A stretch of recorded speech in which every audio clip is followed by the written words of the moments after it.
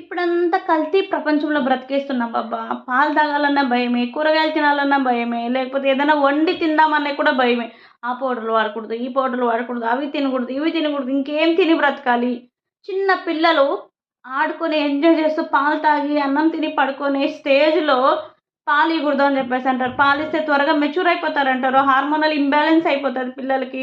Mature అయితారని. ఆ mature అయిన టైంలో వాళ్ళకి ఆ పీరియడ్స్ అంటే కూడా ఏమనేసి తెలీదు. ఆ తెలియని వయసులో పీరియడ్స్ వస్తాయి. వాళ్ళు ఎలా ఫేస్ చేయగలుగుతారు చెప్పండి? ఆడుకునే వయసులో ఇలాంటివన్నీ ఫేస్ చేస్తూ ఉంటే పిల్లలు, ఒక పక్క చదువు పైన ఇంట్రెస్ట్ ఉండదు. ఒక పక్క పీరియడ్స్ అంటే ఏంటో తెలీదు. ఇంకొక పక్క అవి ఇయకూడదు, ఇవి ఇయకూడదు అని చెప్పి చిన్న పిల్లల్ని కట్టి పడేస్తూ ఉంటే, వాళ్ళు ఎక్కడ ఫ్రీగా ఎదుగుతారు? స్ట్రెస్ ఎక్కువుంటది. ఆడుకునే దానికి ఉండదు.